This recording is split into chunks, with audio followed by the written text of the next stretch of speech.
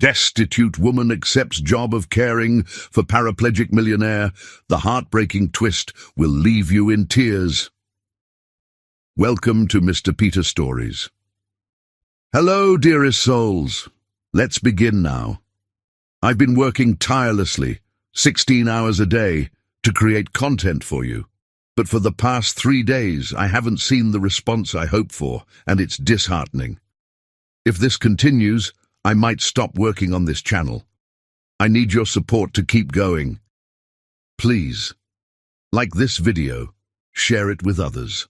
Comment "done" below your love and engagement. Keep this channel alive. Let's grow together. Thank you. The pristine white envelope from Cedar Grove Children's Services lay unopened on Emberlyn Thorne's weathered kitchen table, its official seal gleaming under the flickering fluorescent light. At 22, she should have been graduating college, but life had carved a different path through the wreckage of tragedy. Her trembling fingers traced the edges of the last family photograph she possessed, a snapshot of joy, frozen in time before destiny's cruel intervention. In the photograph, 4-year-old Emberlyn beamed at the camera, her autumn-red curls catching the summer sunshine, while her mother, Adelaide, cradled 2-year-old Asher against her flowing sundress. Their father, Marcus, stood tall and proud, his kind eyes twinkling with the promise of forever. None of them knew that forever would end on a rain-slicked highway just 3 weeks later, when a semi-truck's brakes would fail on the mountain pass, taking with it not just their parents, but the scaffolding of a normal life. "I promised, Mama," Emberlyn whispered to the empty apartment, her voice catching on the words like fabric on thorns. "I promised I'd keep him safe." The social workers had wanted to separate them, Emberlyn to the Hendersons in Springfield, Asher to a young couple in Portland. But even at 4, she had shown the steel in her spine that would define her life. She'd screamed, clutched her baby brother, and refused to let go until their grandmother Eleanor stepped forward to claim them both. Grandmother Eleanor's arthritis-gnarled hands had done their best, but by the time Emberlyn turned 12, those same hands could barely grip a teacup. The roles reversed. Young Emberlyn learned to cook, clean and care for both her ailing grandmother and growing brother. She mastered the art of stretching Eleanor's social security checks, learned to mend clothes instead of buying new ones, and discovered that hunger could be fooled by drinking extra water before bed. School became a luxury she couldn't afford. Between shifts at Molly's diner and nights cleaning offices, Emberlyn completed her high school diploma through correspondence courses, studying under streetlights during her dinner breaks. Her teachers had mourned the loss of her potential. The bright girl, who had once dreamed of becoming a doctor, now calculated tips instead of medical dosages. But Asher, her beautiful, brilliant Asher, he would have everything. She poured every spare penny into his education, tutors when he struggled with mathematics, soccer cleats when he showed athletic promise, even a second-hand laptop for his college applications. While her own dreams withered like unwatered flowers, she nurtured his with the fierce dedication of a gardener tending the last seedling in a drought. Now, at 30, the bitter fruit of her sacrifice lay in that pristine white envelope. Inside was the proof that Asher, her beloved brother, had dropped out of college 6 months ago. The tuition money she'd scraped together by working double shifts, money that still carried the greasy scent of diner fries, had instead funded his secret life with Ruby Chen, the pharmaceutical rep's daughter, who wore designer labels and sneered at Emberlyn's shabby apartment. The rain intensified outside, drumming against the windows like accusations. On her phone, Asher's last text message glowed with casual cruelty. "Ruby and I need space to start our lives. Stop trying to control me with your guilt trips about all you've sacrificed. I never asked you to give up your life for mine." Emberlyn's fingers brushed the tender bruise on her cheek, a parting gift from their last confrontation. Ruby had stood in the doorway, manicured hand resting possessively on Asher's arm as he'd packed his things. When Emberlyn had tried to show him their parents' photograph to remind him of the family they'd once been, he'd shoved her away. The wall had caught her full, but nothing could cushion the impact of his words. "They're dead, Lynn. Stop living in the past. I'm not your replacement family." The apartment felt cavernous now, though it was barely large enough for a bed and dresser. Every corner held echoes, Asher's first steps across the worn carpet, his childhood drawings still taped to the refrigerator, the height marks on the doorframe tracking his growth while she remained stagnant, rooted in place by duty and love. A siren wailed in the distance, and Emberlyn startled, remembering another siren on another rainy night. The phone call from the hospital social worker replayed in her mind. "There's been an accident. Your parents. I'm so sorry." The same rain had fallen then, as if the sky itself mourned with her. Standing slowly, she moved to the window, pressing her palm against the cool glass. Beyond the streaked pane, city lights blurred into watercolor smears. Somewhere out there, Asher was starting his new life, unburdened by the weight of their shared past. And here she stood, 30 years old, with nothing to show for her decades of sacrifice except calloused hands and an empty apartment. The classified section of the newspaper lay open on her desk, red circles around potential jobs. Her savings, meant for Asher's final semester, would cover 2 months' rent at most. Pride had kept her from public assistance before, but pride wouldn't keep her warm or fed. A fresh wave of tears threatened, but Emberlyn squared her shoulders, remembering her mother's favorite saying, "Steel isn't strong because it never breaks. It's strong because it always reforms." She had been steel for Asher. Now it was time to be steel for herself. Her gaze fell on a small advertisement she'd initially overlooked. Live-in caregiver needed. Experience with mobility assistance preferred. Generous compensation. Blackwood Manor.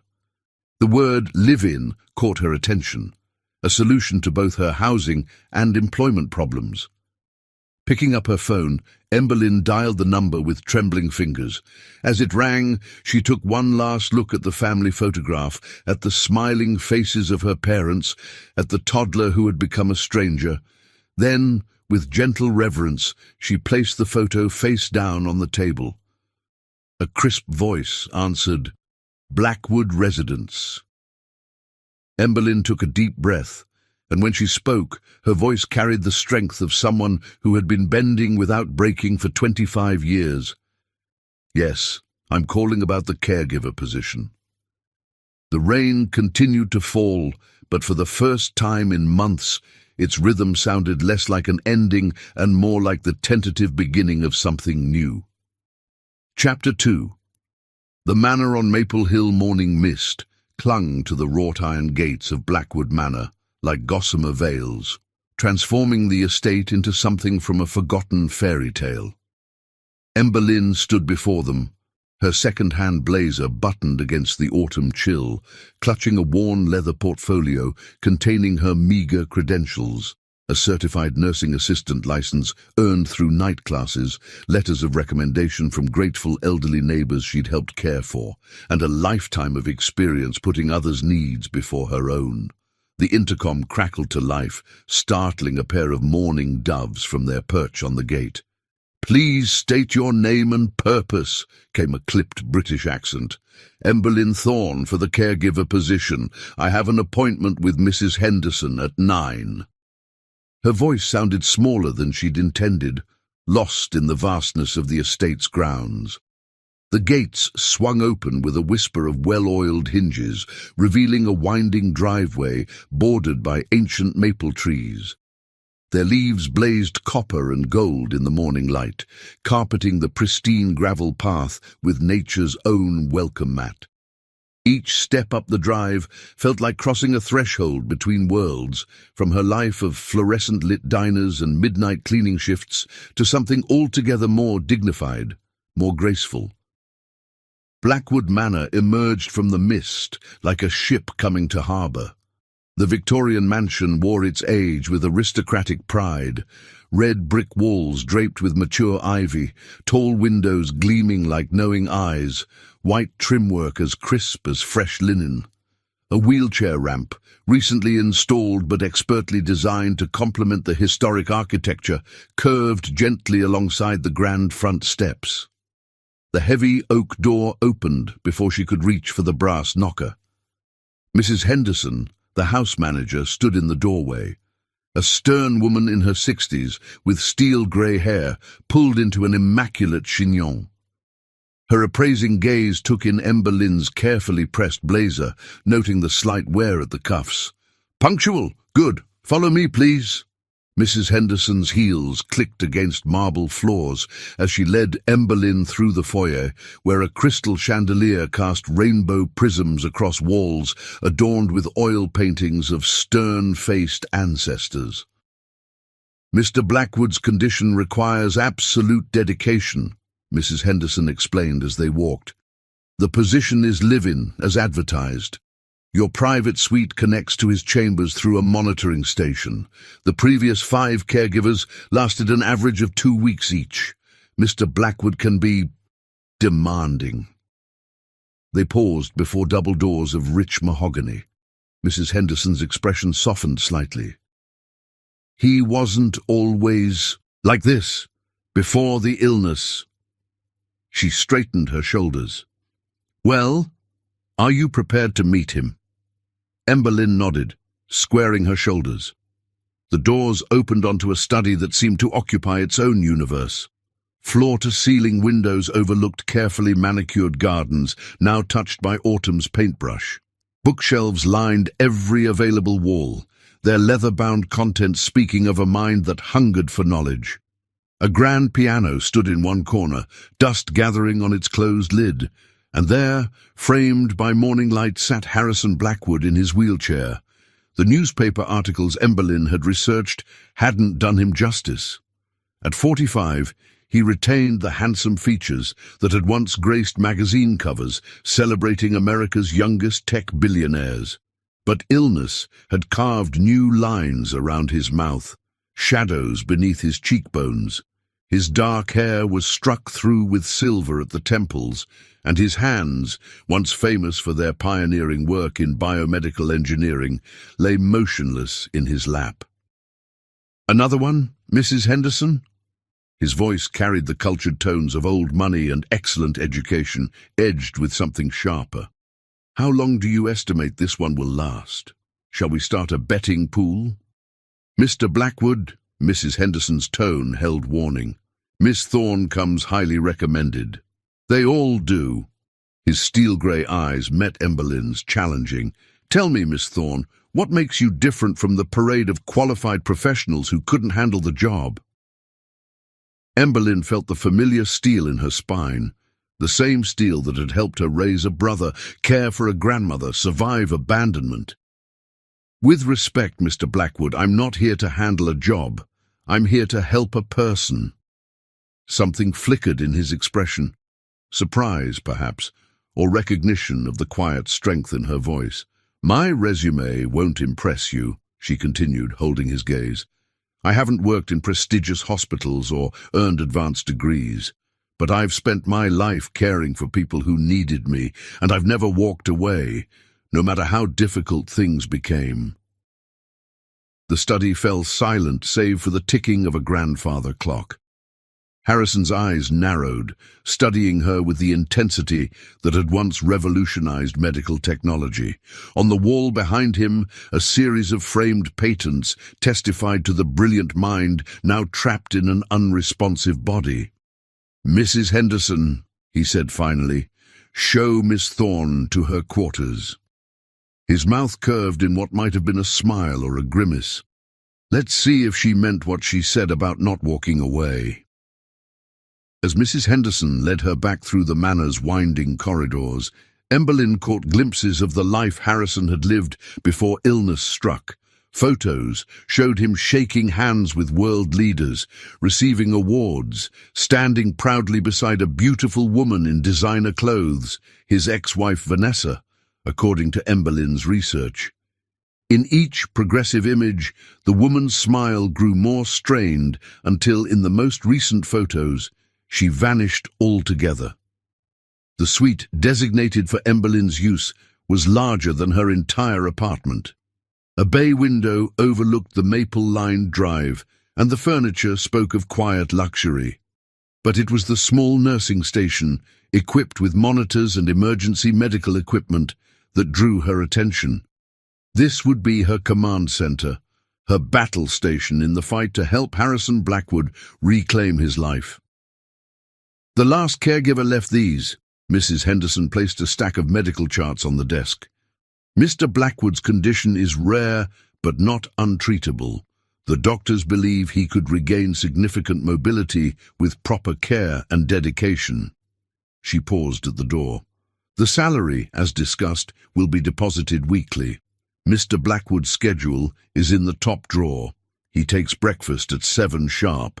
Left alone, Emberlyn moved to the window. Below, the maple trees she'd admired on her arrival swayed gently in the autumn breeze, their leaves beginning their graceful descent. Like those leaves, she had been carried here by winds of change, of necessity. But unlike them, she would not simply drift through. She had made a promise, not just to Harrison Blackwood or to herself, but to the universe that had led her to this moment. She unpacked her small suitcase, hanging her modest wardrobe in the spacious closet. The last item she removed was the face-down family photograph from her apartment. After a moment's hesitation, she placed it on the bedside table, but this time left it facing up. Her parents smiled at her from behind the glass, their frozen happiness a reminder of why she understood better than most how quickly life could change, and how important it was to have someone who would stay through the storm. The grandfather clock in the study chimed 4 times. Soon, Harrison would need his afternoon medications and physical therapy. Emberlyn straightened her blazer, checked her reflection in the ornate mirror, and took a deep breath. It was time to begin. Chapter 3. Broken Wings.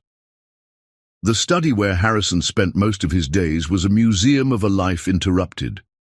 Emberlyn noticed this during her first morning routine with him, as autumn sunlight filtered through the vast windows, illuminating the layers of his past like geological strata. Awards gathered dust on mahogany shelves. The Peterson Prize for Innovation, the Global Health Pioneer Medal, the Presidential Medal of Technology. Each accolade marked a milestone in a journey that had once seemed unstoppable. The medications first, I presume? Harrison's voice carried the weight of someone who had repeated this routine countless times, each repetition a reminder of his dependence. You'll find them categorized in the cabinet. My previous caregiver was rather methodical. Emberlyn moved with quiet efficiency, noting how his eyes followed her movements. The cabinet revealed 7 different medications, each with its own complex schedule. She recognized most from her CNA training: treatments for nerve regeneration, muscle maintenance, pain management. The bottles stood like silent soldiers fighting a war within his body that had no guaranteed victory. You organize them differently, he observed as she arranged the morning doses.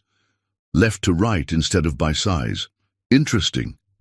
It mirrors the order of absorption rates, she explained, measuring each pill with careful precision. The first ones need time to work before the others can be most effective. A flicker of surprise crossed his face. Most caregivers don't bother learning the pharmacology. I believe in understanding why I'm doing something, not just how. She helped him with the water glass, her movements natural and unremarked upon, preserving his dignity in the simple act of drinking. The wall behind his wheelchair told stories he hadn't volunteered. Newspaper clippings chronicled his rise. Blackwood Tech revolutionizes prosthetic design. Youngest CEO to break $1 billion in medical innovation. Harrison Blackwood's neural interface could change lives. The articles grew newer, their headlines darker. Blackwood Tech stocks plummet amid CEOs' health concerns. Innovation giant faces uncertain future.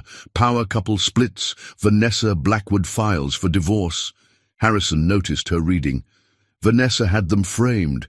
She believed in preserving history, both triumphs and tragedies. His laugh held no humor, though she didn't stay to witness the latter firsthand. Emberlyn remained quiet, allowing him space to continue if he chose. She began her daily check of his vital signs, her touch professional but gentle. "It began with dropping things," he said finally, staring out at the maple trees that blazed like fire in the morning light. "Keys, pens, coffee cups. The board thought it was stress. 60-hour work weeks catching up with me. Even I believed that at first." His pulse beneath her fingers was strong and steady, betraying no hint of the turmoil in his voice. The diagnosis came on a Thursday.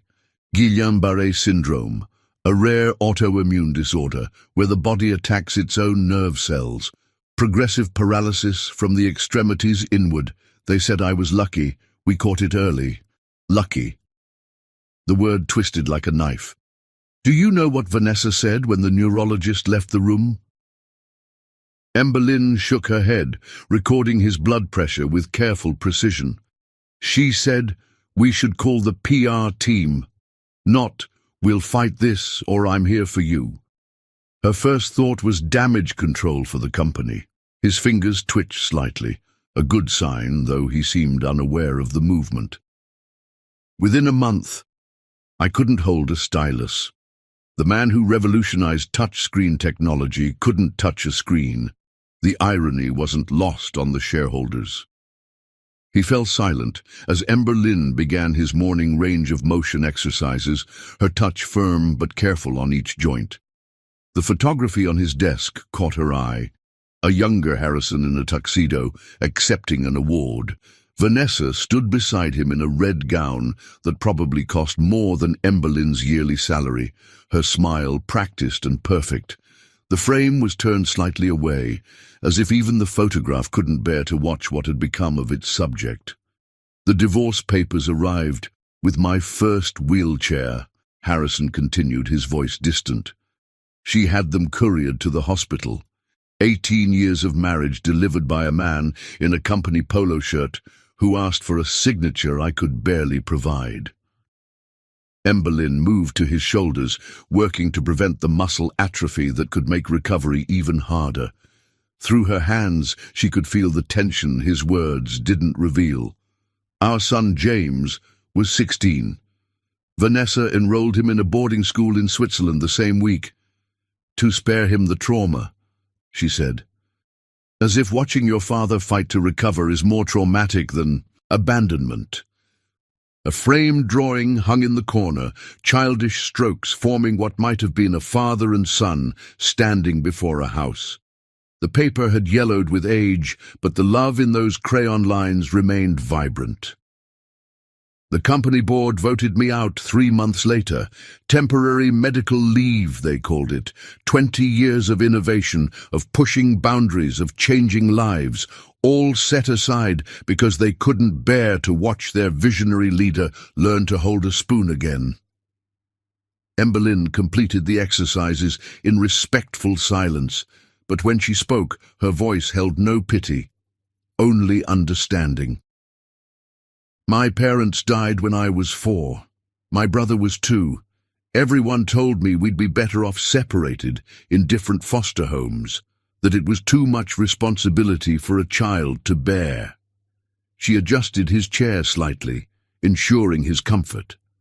"Sometimes the people who should stay are the first to leave, and the strength to continue comes from places we never expected."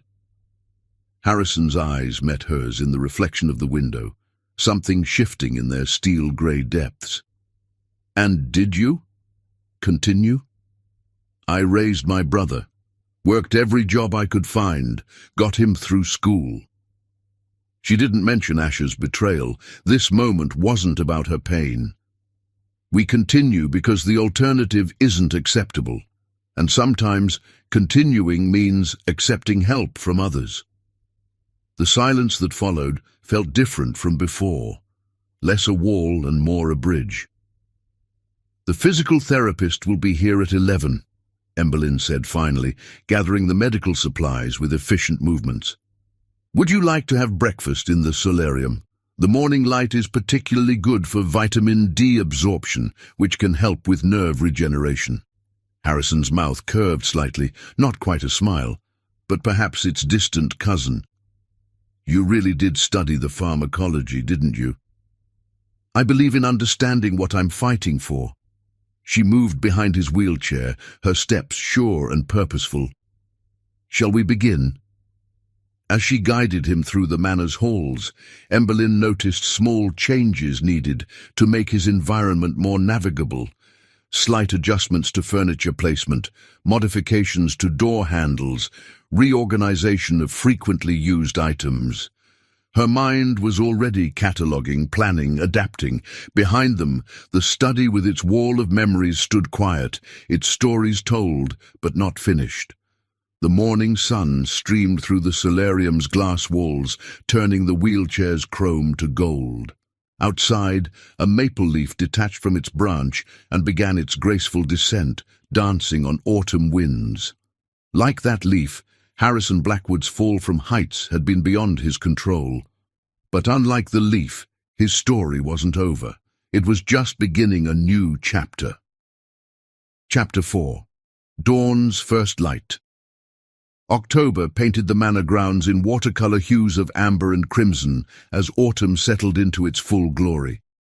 Emberlyn's first month as Harrison's caregiver had fallen into a rhythm as natural as the changing seasons, each day building upon the last with small victories and quiet revelations. Dawn found her preparing for their morning routine, arranging fresh towels and laying out Harrison's medications while the manor slumbered. The early hours held a different quality here, not the harsh fluorescent glare of her diner shifts, but a gentle awakening, like watercolors bleeding across wet paper. "You're humming again," Harrison's voice carried from his bedroom as she entered precisely at 7. "Mozart's Piano Concerto number 23, if I'm not mistaken." Emberlyn felt heat rise to her cheeks. "I didn't realize I was. I'm sorry if it disturbs you." "On the contrary." Something in his voice had softened over the past weeks. "It's pleasant. Different from the clinical silence I'd grown accustomed to, though I suspect Mozart would be mortified by my current inability to play his work." The baby grand piano in his study caught the morning light, its polished surface reflecting the sunrise like liquid gold. Emberlyn had noticed how his gaze often lingered on it during their therapy sessions.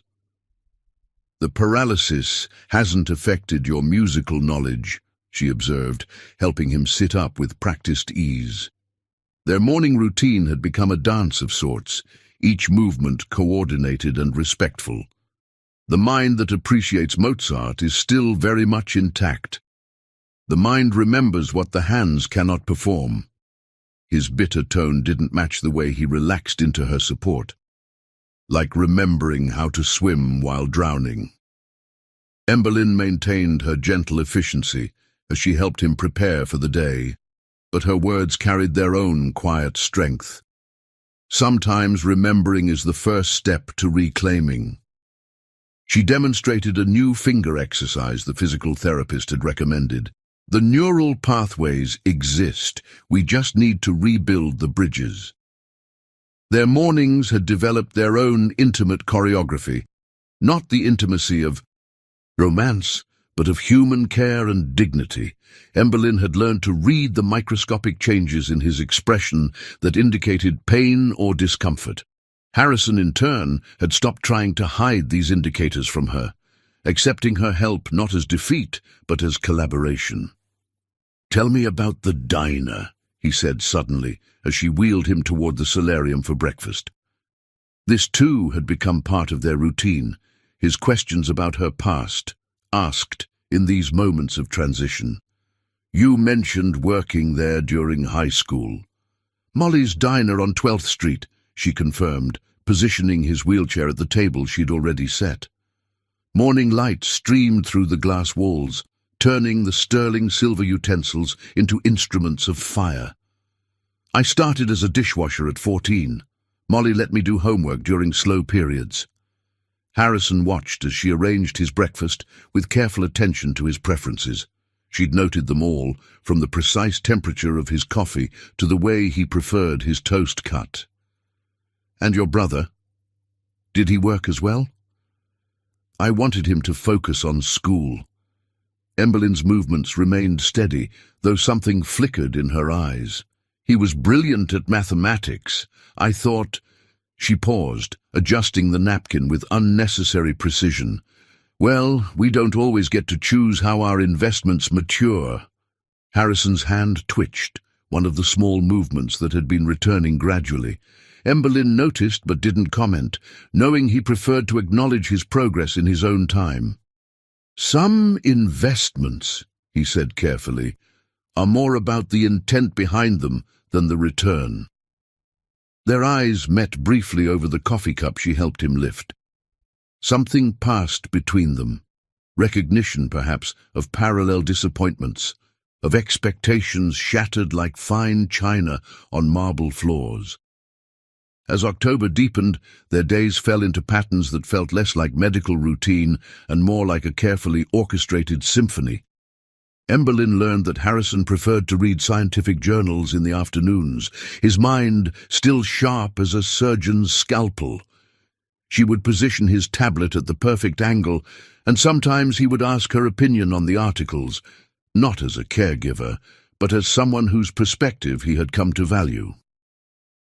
"What do you think about their approach to neural regeneration?"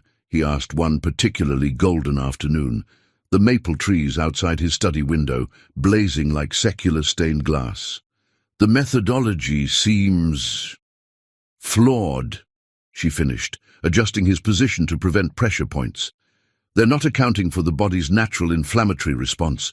It's like trying to rebuild a house while it's still on fire." His eyebrow arched slightly. "You've been studying the research." "I read the journals after you finished them." She met his gaze steadily. "Understanding the enemy helps win the war." A ghost of a smile touched his lips. "And here I thought I was being subtle about leaving them open on the tablet." These moments accumulated like autumn leaves, small, bright instances of connection that began to carpet the cold marble of their professional relationship. Emberlyn noticed how Harrison had stopped turning away during his therapy exercises, how he had begun sharing small observations about his condition without prompting. She catalogued these changes as carefully as she monitored his physical progress, knowing that healing happened in layers, like sedimentary rock forming over eons. The transformation extended beyond their daily interactions. Mrs. Henderson remarked one morning how the manor itself seemed to be waking from a long winter. He asked about the garden plans for spring, she confided to Emberlyn while reviewing the week's schedule. "He hasn't shown interest in the grounds since before."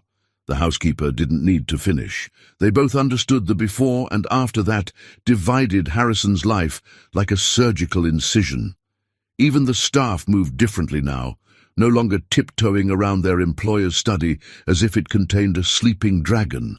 Harrison had begun asking the cook about her family, inquiring after the gardener's new grandson. These were small changes, like first shoots breaking through frost-hardened soil, but Emberlyn recognized them for what they were, signs of thaw in a winter that had threatened to be eternal. One evening, as she was completing her final checks before retiring, Harrison's voice stopped her at the study door. "The Mozart this morning," he said, not turning from the window, where he watched night settle over the grounds. "It was the Andante movement, wasn't it?" "Yes," she answered, surprised he'd remembered her unconscious humming from hours before. "It's about hope," he said quietly. "That movement, the way it builds from darkness to light, like dawn breaking over water." His fingers twitched again, and this time she saw him notice, saw him test the movement, deliberately. "I hadn't thought about that in a long time." Emberlyn adjusted his blanket one final time, her touch professional but gentle. "Tomorrow we'll try the new exercises. Your nerve conduction test showed improvement. You'll hum while we work." The question held a vulnerability that didn't match his usual precision. "If you like," she promised, moving toward the door.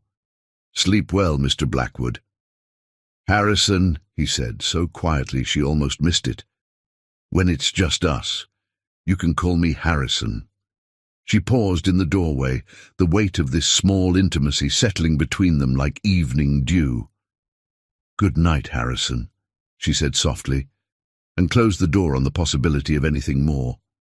But that night, as she reviewed his medical charts in her private suite, Emberlyn found herself humming Mozart's Andante, her fingers moving in unconscious accompaniment.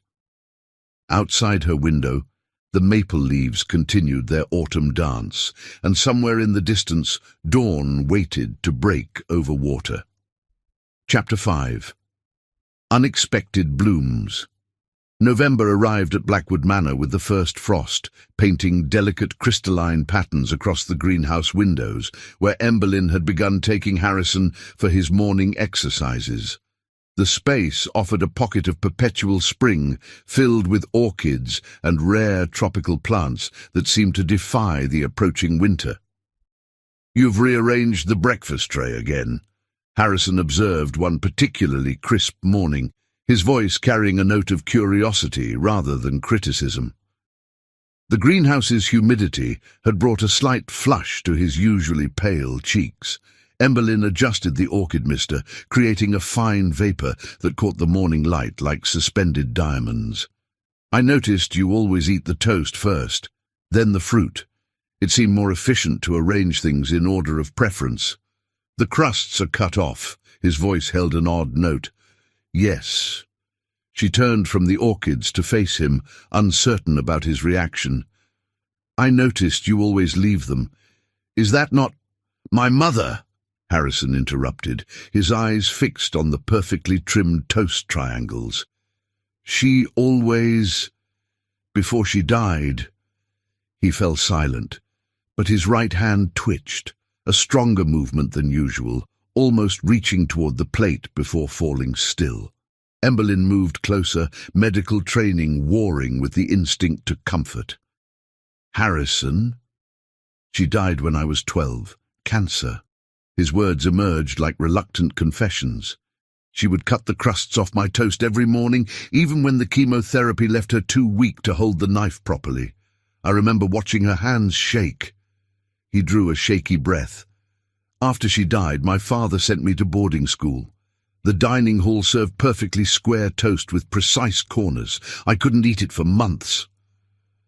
Understanding bloomed in Emberlyn's chest like the orchids surrounding them.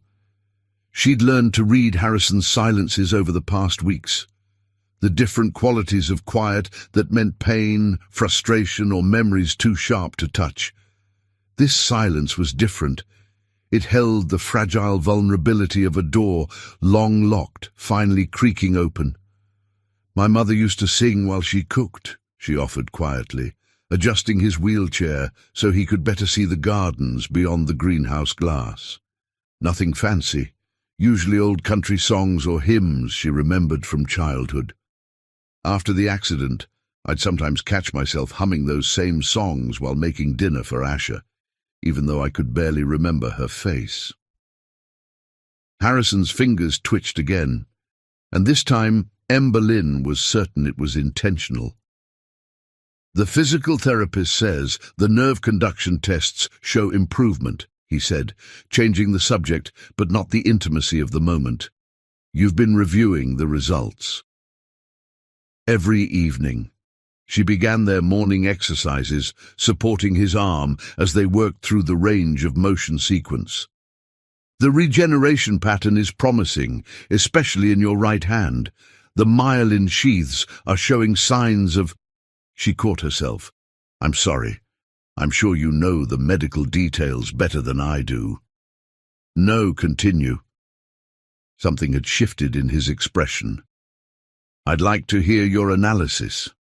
So she talked while they worked, explaining her observations about his progress, the patterns she'd noticed in his muscle responses, the research she'd been studying in her free time.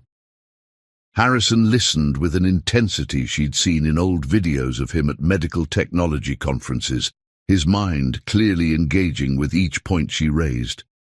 "You understand more than you let on," he said finally, as she helped him with his water glass. "Why hide it?" Emberlyn carefully considered her response. "People often dismiss caregivers as just pairs of hands. Sometimes it's easier to let them think that while quietly doing what needs to be done. Like raising a brother alone, or managing a household at 12? His insight startled her. "You're used to being underestimated, aren't you?" Before she could respond, a sharp crack split the morning quiet. One of the orchid pots had slipped from its shelf, shattering on the greenhouse floor.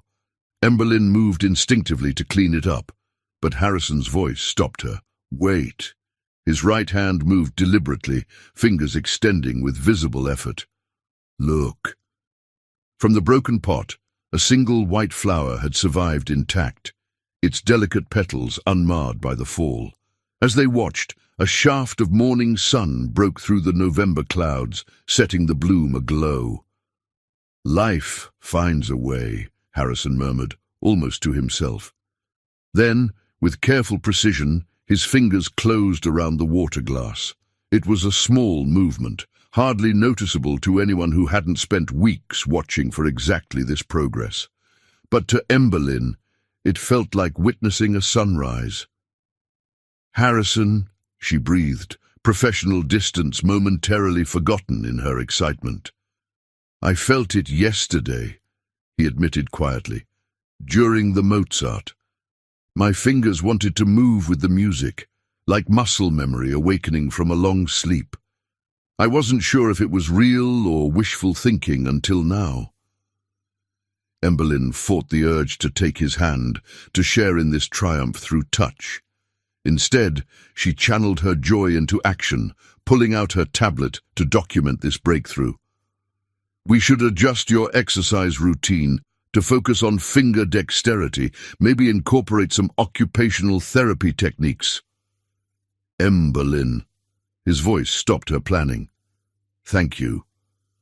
She looked up from the tablet, caught by the intensity in his grey eyes. "I'm just doing my job." "No," he said softly. "You're seeing me. The person, not the diagnosis. Do you know how rare that is?" The moment stretched between them like spun glass, beautiful and dangerous. Emberlyn broke it gently, returning to her professional role like slipping on a familiar coat. "We should continue with your exercises while your muscles are warm." But as they worked through the routine, something had undeniably shifted. Harrison shared more memories of his mother, her love of gardening, the way she'd encouraged his early interest in science, how she'd played Mozart during Sunday brunches. In return, Emberlyn spoke of her own mother's small kindnesses, the fragments of memory she'd held onto like precious stones. The broken orchid pot remained on the greenhouse floor, its surviving bloom a testament to resilience. Later, when Harrison had returned to his study for afternoon readings, Emberlyn carefully transferred the flower to a new pot. She placed it on the windowsill where Harrison could see it, a small reminder that beauty could survive the fall. That evening, as she completed her final checks, she heard soft music coming from Harrison's study. The piano recording was playing Mozart's Andante, and through the barely opened door she saw his right hand moving slightly, conducting an orchestra only he could see. She didn't enter, didn't break the spell of this private moment. But as she walked to her own quarters, she found herself humming along her mother's hymns, mixing with Mozart in a melody of remembered love and unexpected hope. Outside, the first snow of winter began to fall, each flake carrying the promise of transformation. Inside the greenhouse, the rescued orchid turned its face toward the warmth, its white petals glowing like stars in the gathering dark. And somewhere between duty and devotion, Between professional distance and profound understanding, something new was beginning to bloom. Chapter 6. Healing Hands. December arrived at Blackwood Manor wrapped in silver frost and whispered promises. The month brought with it not just holiday decorations that Mrs. Henderson insisted upon.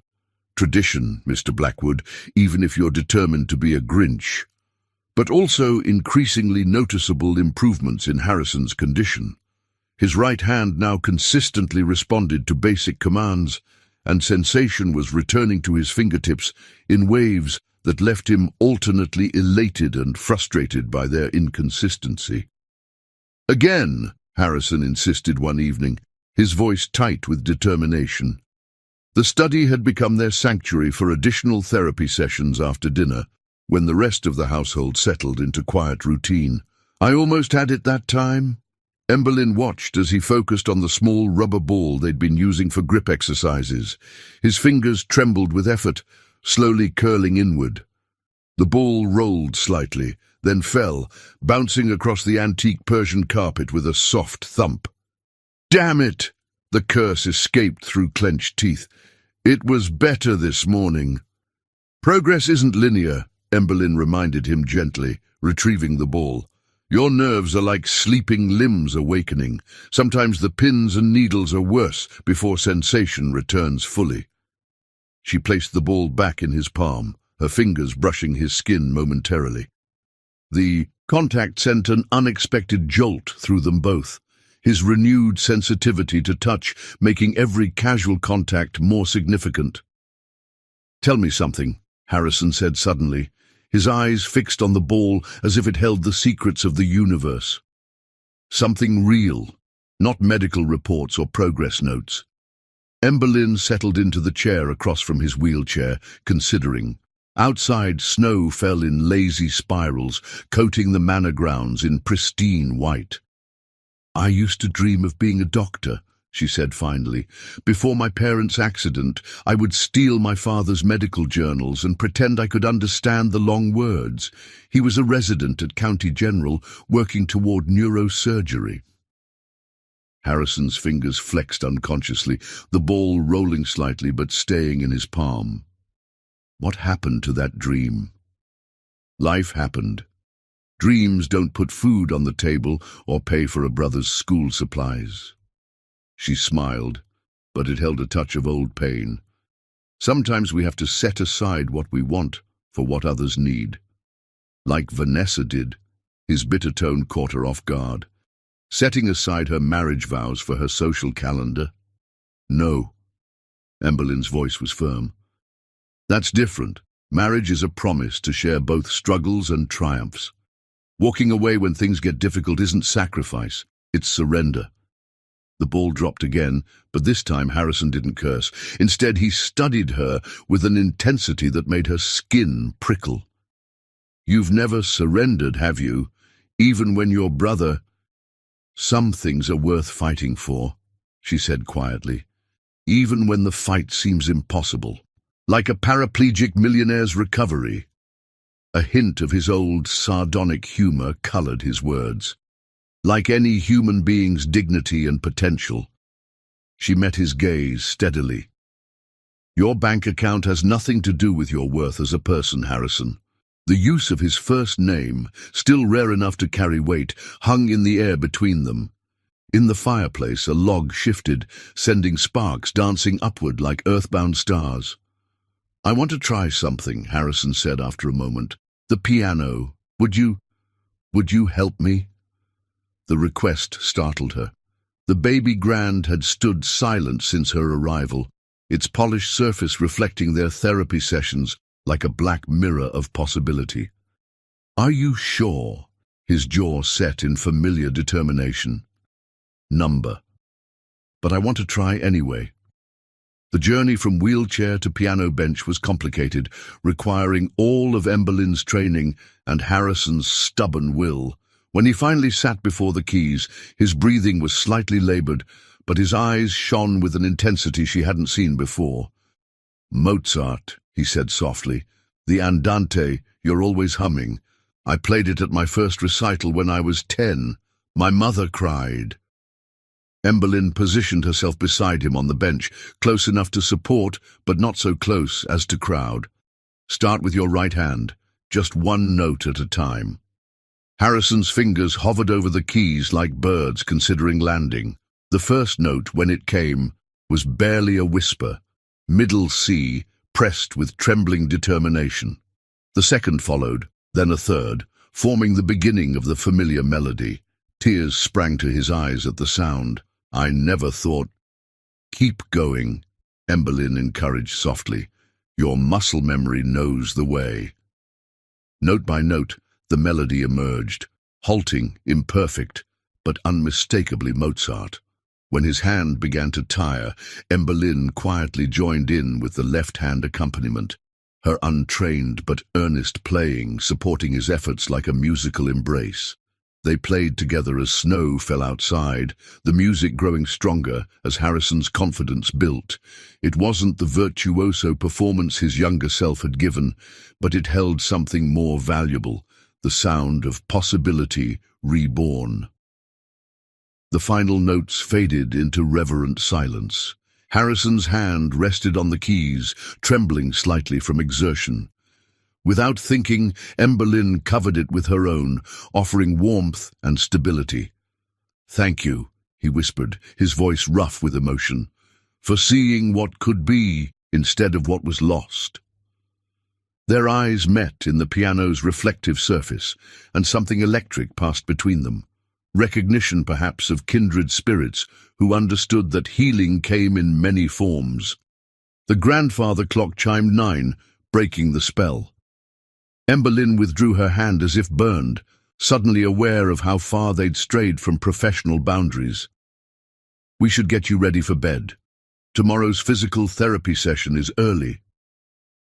The return journey to the wheelchair felt heavier somehow, weighted with unspoken words. As she helped him settle, Harrison caught her wrist gently with his recovering hand. Emberlyn. She forced herself to meet his eyes, to acknowledge the dangerous warmth building there. Mr. Blackwood. Thank you, he said again, but this time it carried a different weight. For showing me that broken things can make beautiful music. That night, long after the household had fallen silent, Emberlyn sat at her window watching snow transform the world. Her fingers moved unconsciously, playing phantom piano keys as she hummed Mozart's Andante. In her mind, she could still feel the warmth of Harrison's hand beneath hers, the way his eyes had reflected firelight and possibility. She was treading dangerous waters, she knew. The lines between professional and personal were blurring like footprints in fresh snow. But as she watched winter wrap the manor in its pristine embrace, Emberlyn realized some boundaries were meant to be crossed, some risks worth taking. After all, as she'd told Harrison, some things were worth fighting for, even when the fight seemed impossible, even when the opponent was your own heart. Chapter 7. The Precipice. January arrived with brutal clarity, bringing with it both the coldest winter in decades and the date of Harrison's experimental nerve regeneration surgery. The procedure, developed by his former company's research division, promised to accelerate his recovery through targeted neural stimulation. The irony of being treated with technology he'd helped pioneer wasn't lost on either of them. The morning of the surgery dawned steel-grey and bitter. Emberlyn had barely slept, spending most of the night reviewing his preoperative instructions and double-checking his packed hospital bag. Now, she stood in his bedroom doorway, watching the first hint of sunrise paint his walls in watercolor hues. "You're early," Harrison observed, already awake and staring at the ceiling. "It's not even 5. The roads might be icy." She moved through their morning routine with practiced efficiency, but her hands betrayed a slight tremor. "I wanted to ensure we had plenty of time." Harrison caught her wrist as she adjusted his collar, a gesture that had become more frequent as his motor control improved. "Emberlyn, look at me." She forced herself to meet his eyes, fighting to maintain professional distance. Over the past months, she'd categorized all the different shades of grey in his irises: storm cloud when he was frustrated, polished steel when he was determined, warm pewter in moments like this, when he saw straight through her carefully constructed walls. "Tell me what you're thinking," he said softly. "The real thoughts, not the careful ones." Emberlyn's fingers curled around the fabric of his shirt, anchoring herself. "I'm thinking about statistics and complications and how many things could go wrong. I'm thinking about nerve damage and infection rates and—" She drew a shaky breath. "I'm thinking about how quiet this house will be for the next week while you're in the hospital." "Ah." His hand moved from her wrist to cover her fingers where they still gripped his shirt. "And here I thought you'd enjoy the break from my constant demands." "Harrison." His name escaped before she could catch it, heavy with everything she couldn't say. The moment stretched between them like spun sugar, delicate, sweet, and destined to shatter. Mrs. Henderson's footsteps in the hallway broke the spell, and Emberlyn stepped back, resuming her professional mask. The drive to Boston Medical Center passed in tense silence. Snow had fallen overnight, transforming the landscape into something alien and pristine. Harrison watched the world through his window, his right hand opening and closing in unconscious rhythm. A nervous habit he'd developed, a sensation, returned. "My father died during routine surgery," he said suddenly, his voice barely audible over the car's heater. "I was in college. They said it was an unexpected reaction to the anesthesia. One moment he was there, the next—" His fingers clenched. "That's why I focused my research on medical technology. I wanted to make surgery safer, more predictable. Ironic that I'm now trusting my recovery to the same system that failed him." Emberlyn navigated a particularly icy turn before responding. "The difference is, you're not alone. You have an entire team of doctors who've studied your case, who've prepared for every contingency." She paused, then added softly, "And you have people waiting for you to come back." His reflection in the window smiled slightly. "People or person?" The hospital loomed before them before she had to answer, its windows blazing against the pre-dawn sky like a constellation of earthbound stars. The next hour passed in a blur of admissions paperwork, pre-operative checks, and final preparations. Emberlyn moved through it all with quiet efficiency, translating medical jargon and anticipating needs before they arose. Finally, they reached the point where she could go no further. The pre-op room was a study in institutional sterility, all chrome and mint green and beeping monitors. Harrison looked smaller somehow in the hospital bed, despite all the progress he'd made. "The surgeon will be in shortly for final consent forms," she said, adjusting his blanket one last time. "Remember to mention the sensitivity in your left side, and don't let them rush through the anesthesia questionnaire." "Emberlyn." His voice stopped her fussing. "I need you to do something for me." She stilled, recognizing the serious note in his tone. "Of course. In my study there's a letter in the top drawer of my desk. If something goes wrong—" "Harrison, don't. If something goes wrong," he continued firmly, "I need you to read it, not before, only if." He swallowed hard. "Promise me." The weight of everything unsaid hung between them like suspended snowflakes. "I promise," she whispered, "but nothing's going to go wrong. You're going to wake up and complain about hospital food and demand Mozart instead of the physical therapy playlist." His laugh was shaky but real. Such confidence. "I learned it from a rather demanding patient." She straightened his IV line, needing something to do with her hands. "Someone who taught me that healing isn't just about the body." The pre-op nurse appeared in the doorway. "Time for final preparations, Mr. Blackwood." Emberlyn stepped back, but Harrison's hand shot out, catching hers.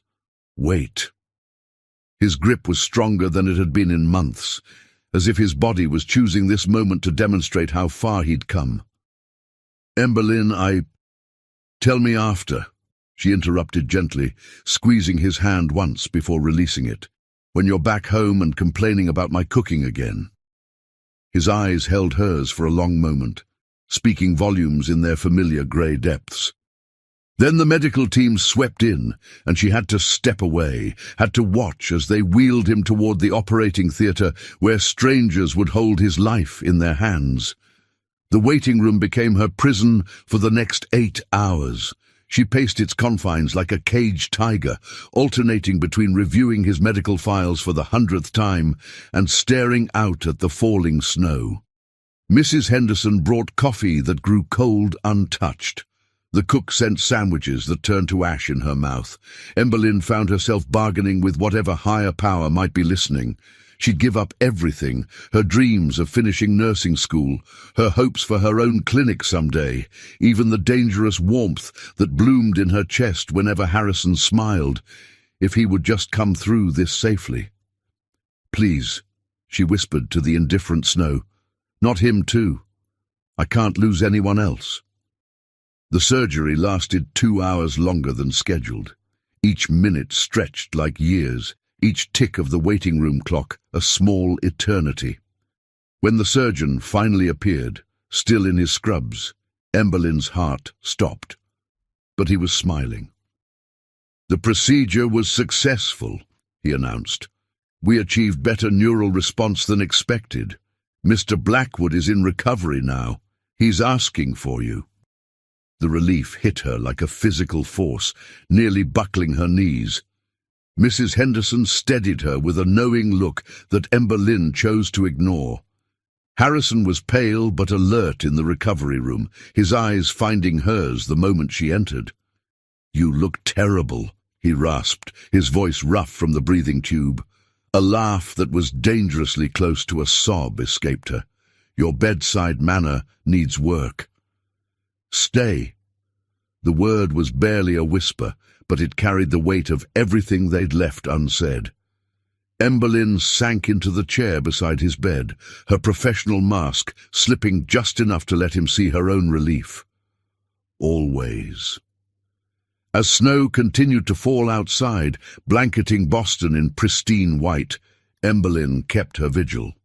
She watched the monitors, counted his steady breaths, and allowed herself to imagine a future where some promises didn't have to be kept at arm's length. In his drug-induced sleep, Harrison's fingers twitched, conducting an orchestra only he could hear. Emberlyn hummed Mozart softly, providing the melody to his unconscious symphony, and prayed that when he woke fully, they would find their way to whatever movement came next. Chapter 8. Farewell's Echo. 3 weeks after the surgery, Harrison Blackwood took his first unassisted steps in the Manor's solarium. February sunshine streamed through the glass walls, casting his shadow long and straight across the marble floor, a shadow that for the first time in over a year showed a man standing on his own 2 feet. Emberlyn watched from 3 careful paces away, her hands half raised, ready to catch him if needed. But Harrison's stance was steady, his newly awakened muscles trembling but holding. The moment felt sacred, like witnessing a miracle in real time. "Well," he said, his voice thick with emotion, "I suppose this means you'll be leaving soon." The words hit Emberlyn like a physical blow. She'd been dreading this moment, putting off the inevitable with each new milestone in his recovery. Now, watching him stand independently in the winter sunshine, she could no longer deny that her professional duties were coming to an end. That evening, after ensuring Harrison was settled for the night, Emberlyn sat at the antique writing desk in her quarters. The manor was quiet, save for the occasional creak of old wood settling, like the house itself was holding its breath. "Dear Harrison," she began, then crossed it out. "Dear Mr. Blackwood." She tried again, the formality feeling like armor against the emotions threatening to spill onto the page. When I first arrived at Blackwood Manor, I was running from one loss and straight into another. I didn't expect to find healing here, not just for you, but for myself.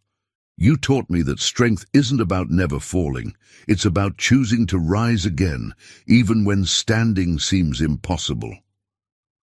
Her pen paused, hovering over the cream-colored stationery as memories flooded back.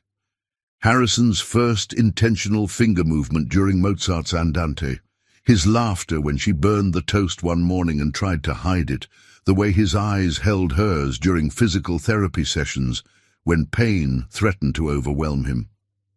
Your recovery has been more than medical progress.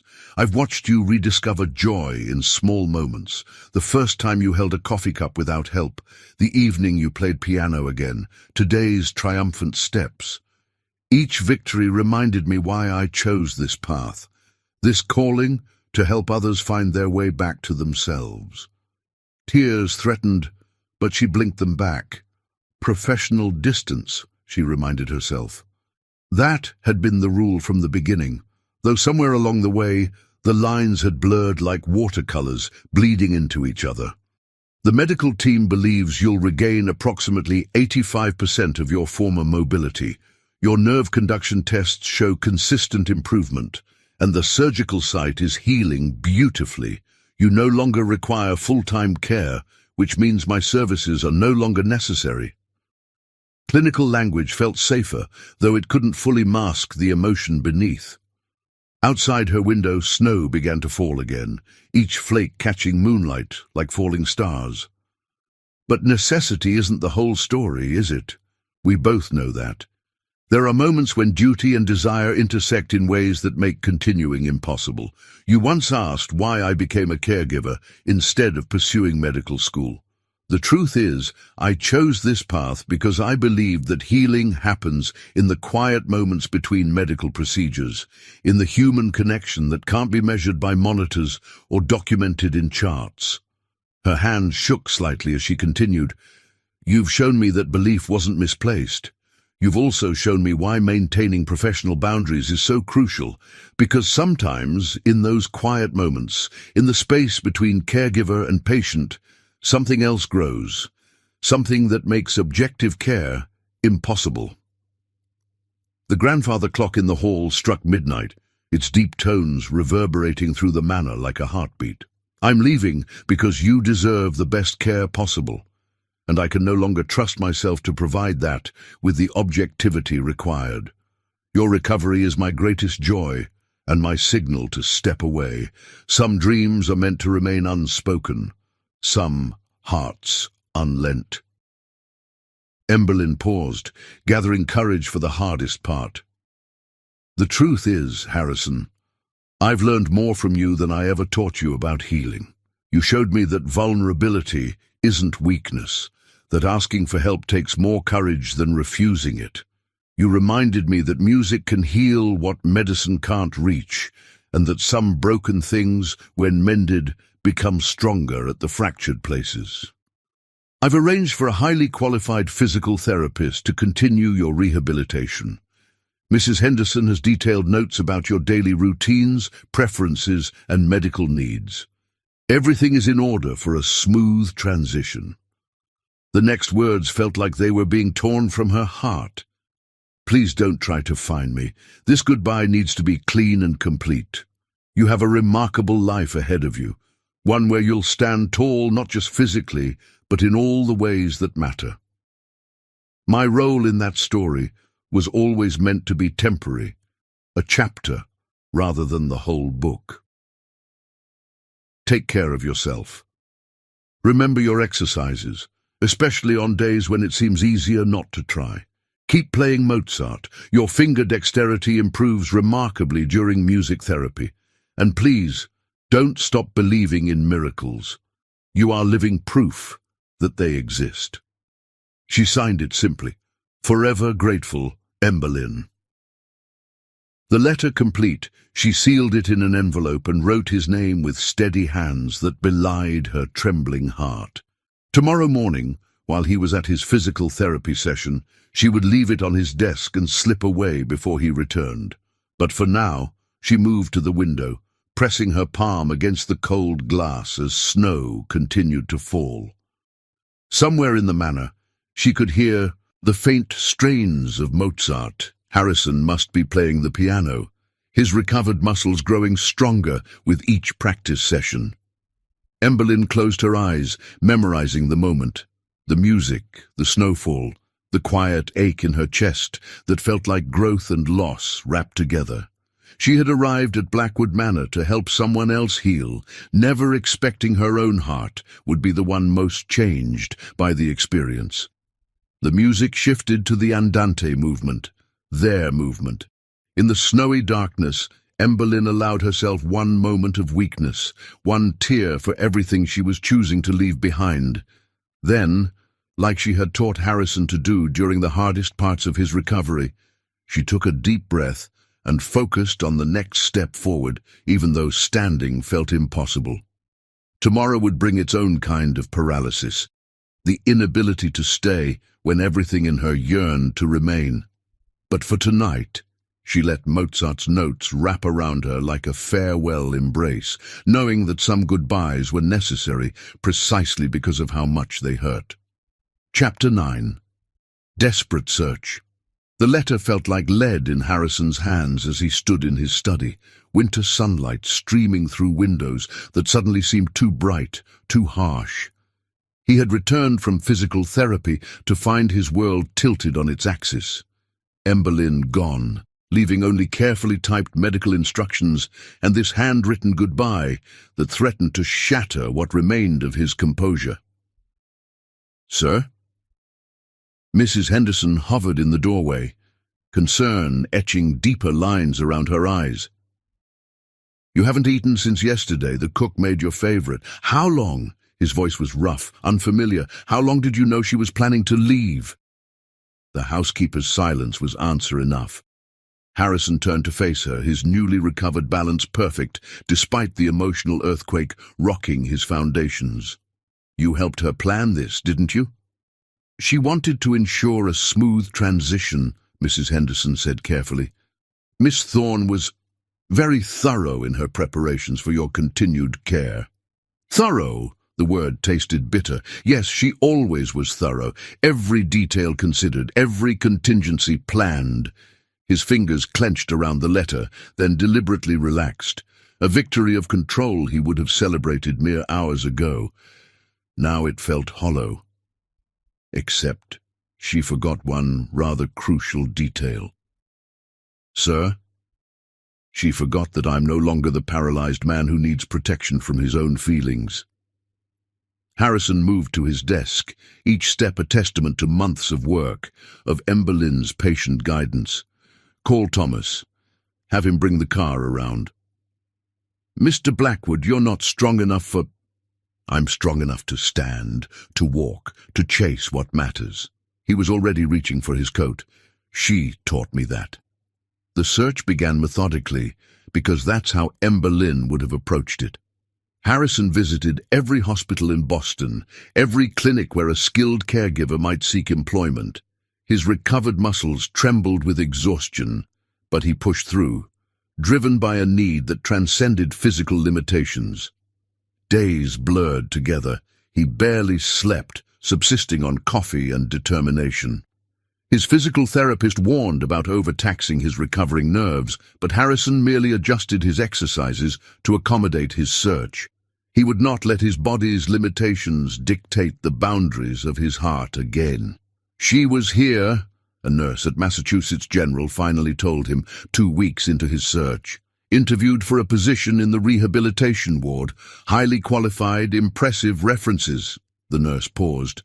"But she turned down the offer. Said something about needing a different kind of healing." Another week passed. Harrison's appetite vanished, food turning to ash in his mouth. He lost weight, his recovered strength threatening to fade, but still he searched, expanding his radius, following every lead. "You're killing yourself," Mrs. Henderson observed one evening, finding him in his study surrounded by maps and phone records. She wouldn't want this. She doesn't get to decide what I want anymore. Harrison's voice was quiet, but intense. She made choices for me when I couldn't make them myself. But I can stand now. I can walk. I can choose. The breakthrough came from an unexpected source. The cook's daughter, who volunteered at local nursing homes, mentioned a new caregiver at St. Clair's Home for the Elderly who hummed Mozart while changing beds. Harrison was there within the hour, his heart thundering against his ribs as he stepped through the facility's doors. The place smelled of antiseptic and old memories, its halls lined with wheelchairs and walking frames, tools he had only recently left behind. And there she was. Emberlyn stood in the common room, helping an elderly man with physical therapy exercises, similar to the one she had done with Harrison countless times. Her hair was pulled back in its familiar practical style, but something in her face had changed, a sadness around her eyes that hadn't been there before. She looked up, somehow sensing his presence, and the world stopped spinning for one perfect moment. Harrison. His name fell from her lips like a prayer or a curse. You shouldn't be here. Shouldn't I? He took a step forward, then another, each movement a demonstration of what she had helped him achieve. You left without giving me a choice. I left because it was necessary. But her voice trembled, betraying the conviction of her words. Necessary for whom? Another step closer. The elderly residents watched with undisguised interest, sensing the drama unfolding before them. You wrote about professional boundaries and objective care. But tell me, Emberlyn, was there anything objective about the way you taught me to believe in myself again? Was it just professional duty that had you playing Mozart until midnight, celebrating every small victory as if it were your own? Please. She took a step back, maintaining the distance between them. Don't make this harder. It's already hard. His voice softened. It's been hard since the first time you hummed Mozart while changing my bandages, since you cut the crusts off my toast without being asked, since you saw me, not as a broken man to be fixed, but as a person worth fighting for. Tears gathered in her eyes. I can't be your caregiver anymore. Good. He closed the distance between them with steady steps that proved how well she had taught him to stand on his own. Because I don't need a caregiver. I need the woman who believed in miracles, even when I'd stopped believing. I need the person who taught me that healing isn't just about the body, but about the heart. Harrison, I love you. The words fell into the space between them like stones into still water, creating ripples that couldn't be undone. I love your strength, your compassion, your stubborn determination to help others heal even when you're hurting. I love that you see broken things as opportunities for growth rather than tragedy. And I love that you were willing to walk away to protect what you thought was best for me, even though you were completely beautifully wrong. Emberlyn's tears spilled over, tracking silent paths down her cheeks. I can't blur the lines between... The lines were blurred the moment you started seeing me as Harrison instead of Mr. Blackwood. The moment I started seeing you as more than just another caregiver. He reached for her hand, his recovered fingers now strong enough to interlace with hers. Some boundaries are meant to be crossed, Emberlyn. Some risks are worth taking. The elderly man she'd been helping began to applaud, setting off a chain reaction through the common room. But Harrison and Emberlyn barely noticed, caught in a moment that felt both completely new and somehow inevitable. I can't go back to being your caregiver, she whispered, though her fingers tightened around his. Then be my partner instead. He brought their joined hands to his chest, letting her feel his heartbeat. Be the person who continues to believe in miracles with me. Be the one who helps me discover what other impossible things we can achieve together. Around them, Mozart played softly from someone's radio, the Andante movement that had become their unofficial theme. And in that moment, surrounded by witnesses to love's ability to heal what medicine couldn't touch, Emberlyn stopped running from her heart's truth. Yes, she breathed, and the word contained all the music they had ever shared, all the victories they had celebrated, all the possibilities that lay ahead. Harrison pulled her close, his recovered strength now dedicated to holding what mattered most. And as February sunshine painted the world in shades of promise, two souls who had learned to heal each other found that some boundaries, when crossed with love, lead not to ruin, but to redemption. Chapter 10. Reckoning. Spring arrived at Blackwood Manor like a watercolor painting coming to life, cherry blossoms dotting the grounds in delicate pink clouds. 2 months had passed since Harrison had found Emberlyn at St. Clair's, 2 months of redefining boundaries and building something entirely new from the foundations of their shared past. The morning everything changed, dawned picture-perfect. Sunlight streaming through the solarium windows as Harrison and Emberlyn shared breakfast. Their new routine felt both familiar and thrillingly different, no longer caregiver and patient, but two people learning to navigate love's delicate dance. "You're still watching my hands," Harrison observed, deliberately lifting his coffee cup with steady fingers. "Old habits?" Emberlyn smiled, caught in her unconscious monitoring. "Professional concern dies hard, I suppose." "Nothing professional about the way you're looking at me now," he teased, reaching across the table to catch her hand. The gesture, once impossible, now felt as natural as breathing. The moment shattered at the sound of heels clicking against marble floors. Mrs. Henderson appeared in the doorway, her face tight with concern. "Mr. Blackwood, you have visitors." Vanessa Blackwood swept into the solarium like a storm front, designer perfume and barely contained fury preceding her. Behind her, their son James followed, looking uncomfortable in his perfectly tailored suit. "Hello, Harrison." Vanessa's voice could have frozen the spring blooms outside. "I see the rumors about your miracle recovery weren't exaggerated." Her gaze cut to where his hand still held Emberlyn's. Nor were the other rumors, apparently. Harrison's fingers tightened protectively around Emberlyn's before releasing them. He stood, smoothly, steadily, a deliberate display of his recovery, and faced his ex-wife. "Vanessa, this is unexpected." "Is it?" She placed a Hermes bag on a nearby table with calculated precision. "When my lawyer informed me you'd filed to revoke the medical power of attorney I still held, I thought perhaps we should have a conversation. Any legal matters can be handled through our attorneys." Harrison's voice was controlled, but Emberlyn could see tension in his shoulders. "James," Vanessa turned to their son, who had remained silent. "Don't you have anything to say to your father?" The young man shifted uncomfortably. At 17, he bore a striking resemblance to Harrison's old photographs. Same strong jaw, same storm-grey eyes. But where Harrison's gaze held warmth, James's remained guarded. "You look well, father," he said formally, as if addressing a stranger.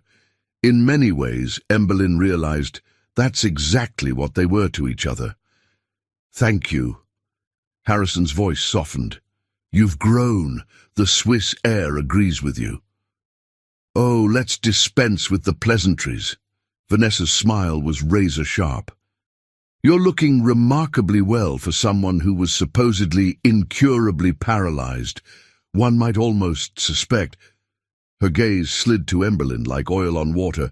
"Choose your next words carefully, Vanessa." Steel entered Harrison's tone. "You walked away when I needed support most. You don't get to question the methods of my recovery now." "I questioned plenty at the time." Vanessa's perfect composure cracked slightly. "Every treatment option, every specialist. But you were so determined to do things your way." "No." Harrison's interruption was quiet, but firm. "You questioned how my condition would affect your social standing. You asked about optics and public relations before asking about my prognosis. Don't rewrite history now."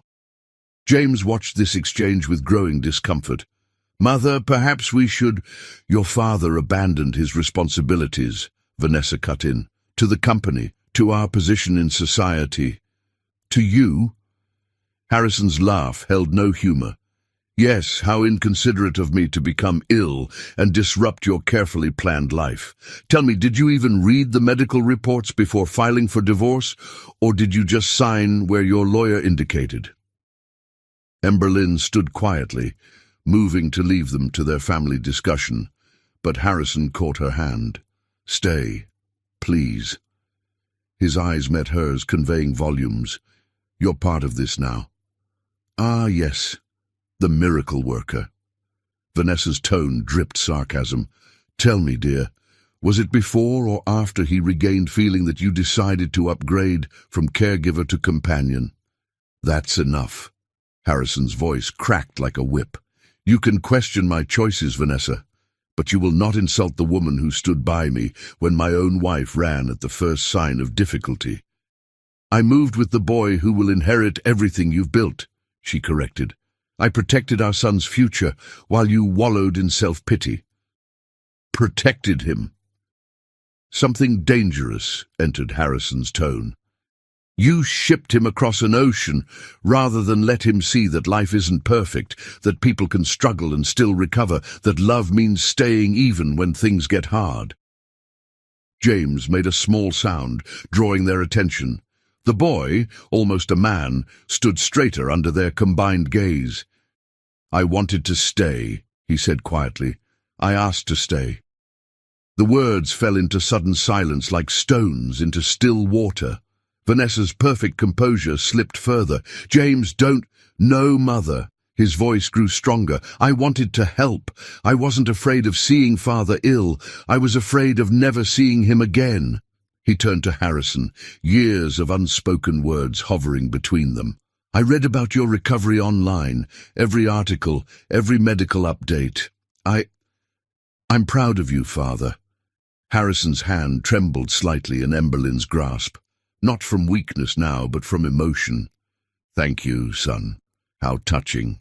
Vanessa's voice could have frosted the spring blooms. But sentiment doesn't change facts. The board of directors has already voted to reinstate me, Harrison interrupted smoothly. As of last week, I'm back as head of research and development, not CEO. I've found I prefer focusing on innovation rather than corporate politics. Speaking of which, he reached into his jacket, withdrawing an envelope. These are the papers transferring 20% of my shares to James directly, not to his trust fund, not to be managed by you, to him. The silence that followed was absolute. Even the birds outside seemed to hold their breath. I've learned something about trust this past year, Harrison continued, his thumb brushing Emberlyn's knuckles. It's earned through presence, through staying when things are difficult, through believing in possibility even when evidence suggests otherwise. He looked at his son. I'd like the chance to earn your trust again, James, not through stock shares or social position, but through being present, if you'll allow it. James nodded, emotion making him look younger suddenly. I'd like that. How dare you? Vanessa's composure shattered completely. After everything I've sacrificed— You sacrificed nothing, Harrison said quietly. You ran from sacrifice, you ran from difficulty, you ran from the kind of love that stays. He squeezed Emberlyn's hand. But I'm not running anymore. And I'm not letting you dictate the terms of my relationship with our son. Vanessa opened her mouth to respond, but something in Harrison's expression stopped her. Perhaps she finally saw what Emberlyn had seen months ago. Not a broken man, but someone who had rebuilt himself stronger at the broken places. Come, James. She gathered her designer bag like armor. We're leaving. Actually, Mother. James straightened his shoulders. I think I'd like to stay for a while. If that's all right, Father? The smile that broke across Harrison's face was like sunrise after storm. More than all right. They watched Vanessa's departure in silence, her heels clicking against marble with military precision. When she was gone, James turned to his father with uncertain hope. "I have so many questions. I have answers." Harrison gestured to the breakfast table. "And time. Finally, I have time." He looked at Emberlyn, love clear in his eyes. "We all do." As they settled around the table, father, son, and the woman who had helped make healing possible, spring sunlight painted them in gentle watercolors. Outside, cherry blossoms continued their elegant dance, and somewhere in the distance, a new song was beginning. The music was no longer Mozart's Andante, but something entirely new, a composition of second chances and rebuilt trust, of love that stays and grows stronger through adversity. And in the gentle morning light, 3 people began the delicate work of building something beautiful from the ashes of what was lost. Chapter 11. Hearts Unbound. May transformed Blackwood Manor's gardens into a symphony of colour and fragrance, roses climbing ancient trellises, while wisteria cascaded in purple waterfalls. In the month since Vanessa's confrontation, life had settled into new rhythms. James visited weekends, slowly rebuilding bridges with his father through shared meals and tentative conversations about the future. Harrison's return to the company's research division brought fresh purpose to his days, and Emberlyn, no longer bound by professional constraints, discovered what it meant to be loved not for what she gave, but for who she was. The evening Harrison chose was perfect. Sunset painting the sky in watercolor hues of rose and gold, the air sweet with jasmine and possibility.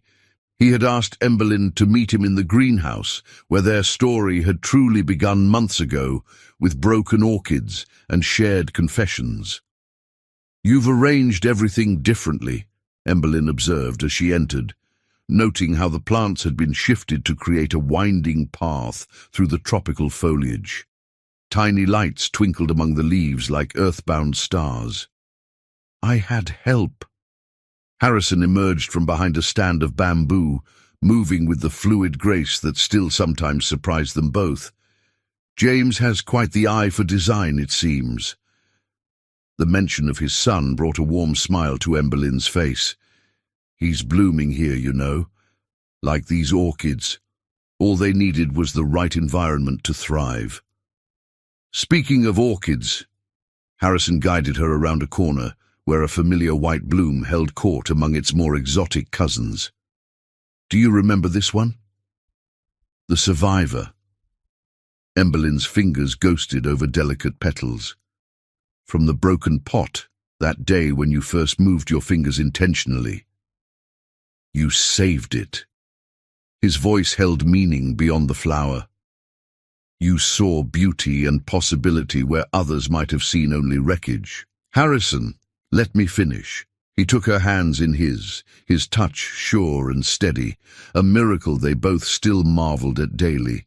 "When you first came here, I was like that broken pot, shattered, not just physically, but in spirit. I'd lost faith in everything, my body's ability to heal, people's capacity for genuine care, love's power to endure difficulty." Emberlyn's heart thundered against her ribs as Harrison continued, his grey eyes holding hers with unwavering intensity. "You didn't just help me rebuild my strength. You showed me that true healing goes deeper than muscle and nerve. You taught me that real love isn't about perfection. It's about seeing the beauty in broken things and believing in their potential to become whole again." With graceful movement that would have been impossible months ago, Harrison lowered himself to one knee. The motion was smooth, controlled, a testament to countless hours of therapy and determination. "I planned 1,000 perfect words for this moment," he confessed, his voice rough with emotion. "But standing here, looking at you in the same place where you first showed me that miracles are possible, I find myself thinking of simpler truths." From his pocket, he withdrew a small velvet box. Inside, nestled a ring unlike any Emberlyn had seen. Not a traditional diamond solitaire, but a delicate band of rose gold wrapped around a pearl with tiny diamonds scattered like stars around it. "The pearl has a story," Harrison explained softly. "It began as an irritation, a grain of sand that should have been a flaw, but through time and pressure it transformed into something precious, like us, like love itself. Beauty can come from adversity if we're patient enough, brave enough to let it form." Tears spilled down Emberlyn's cheeks as Harrison continued, his own eyes bright with emotion. "I love you, Emberlyn Thorne. Not because you helped heal me, though you did. Not because you stayed when others left, though that showed your character. I love you because you taught me that strength isn't about never needing help, it's about being brave enough to accept it. Because you showed me that love isn't about avoiding life's hardships, but about facing them together." His fingers, once paralyzed but now strong and sure, opened the ring box fully. "You came into my life as a caregiver, became my miracle worker, and evolved into my heart's compass. Now I'm asking you to take on a new role, not as someone who has to fix or heal or sacrifice, but as my partner, my equal, my love."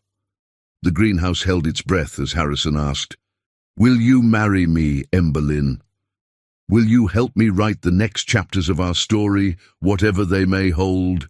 Time seemed to suspend, the moment crystallizing like amber preserving something precious. In that pause, Emberlyn saw their whole journey flash before her. The first morning she'd entered this greenhouse, both of them broken in different ways. The countless therapy sessions where determination overcame despair. Mozart playing while winter stars watched through glass walls. The moment she'd left, thinking professional distance could protect her heart, the joy of reunion and revelation. "Yes," she whispered, then louder. "Yes, 1,000 times, yes." Harrison's hands trembled slightly as he slipped the ring onto her finger. Not from weakness now, but from joy. As he rose to his feet, pulling her into an embrace that spoke of strength restored and love triumphant, the greenhouse erupted in gentle applause. James emerged from behind a screen of ferns, grinning widely. Mrs. Henderson appeared from the shadows, dabbing at her eyes with her ever-present handkerchief. Even the cook and gardener stepped forward, their presence revealing this moment had been orchestrated with the help of the entire household. "Welcome to the family officially," James said, stepping forward to hug Emberlyn. "Though you've been part of it since the day you first made Father smile again." As congratulations flowed around them, Harrison kept his arm around Emberlyn's waist, as if unable to let her go now that she had agreed to stay forever. Above them, the greenhouse glass reflected the last rays of sunset, turning their private jungle into a cathedral of light and shadow. "I have something for you too," Emberlyn said softly when the excitement had calmed slightly. From her pocket, she withdrew an envelope, worn now from being carried close to her heart. Harrison recognized his own handwriting on the front, the letter he'd asked her to read only if something went wrong during his surgery. "You never opened it." "I never needed to." She pressed it back into his hands. "Some things don't need words on paper. They just need faith and time and love, strong enough to endure." As twilight settled over Blackwood Manor, music began to play. Mozart's Andante, their song, drifting through hidden speakers James had helped install. Harrison drew Emberlyn into a dance, his movements sure and strong, while their family watched with joy. The white orchid stood witness to their happiness, its survival a testament to the truth they'd both learned. That sometimes the most beautiful things grow from places once broken, and love's greatest miracles often come disguised as life's greatest challenges. Chapter 12. Love's Symphony. June brought perfect blue skies to Blackwood Manor, as if heaven itself had dressed for the occasion. The garden, where months ago Harrison had taken his first unassisted steps, had been transformed into an enchanted realm. Thousands of white orchids, propagated from their survivor bloom, cascaded from arbors and twined around columns. Crystal chandeliers hung from century-old maple trees, waiting for twilight to catch their fire. In what had once been her caregiver's suite, Emberlyn stood before a full-length mirror, hardly recognizing her reflection. The wedding dress was a masterpiece of simplicity, ivory silk that flowed like water, with delicate pearl beading that echoed her engagement ring. But it was her eyes that caught her attention. They shone with a light that spoke of dreams, not just fulfilled, but exceeded. "You look like a fairy tale," Mrs. Henderson said softly, adjusting the cathedral veil with hands that trembled slightly. "Though I suspect Mr. Blackwood would marry you in a potato sack." "He did offer to elope," Emberlyn admitted, smoothing invisible wrinkles from the silk. "But some moments deserve celebration." "Some miracles deserve witnesses," the housekeeper corrected gently. She lifted a small box from the dresser. "Speaking of which, this arrived from Harrison. He said it's not a wedding gift. That's coming later. This is something else." Inside the box lay a delicate silver charm bracelet. Each charm told a piece of their story. A tiny piano for their Mozart sessions, an orchid for the greenhouse revelation, a medical caduceus for her dream of helping others heal, a snowflake for the winter that changed everything. But it was the note accompanying it that brought tears to Emberlyn's eyes. "My love. Each charm represents a moment when you helped rebuild me, not just physically, but in all the ways that matter. Today, as we join our lives officially, I want you to carry these reminders of how thoroughly you've already restored my faith in miracles.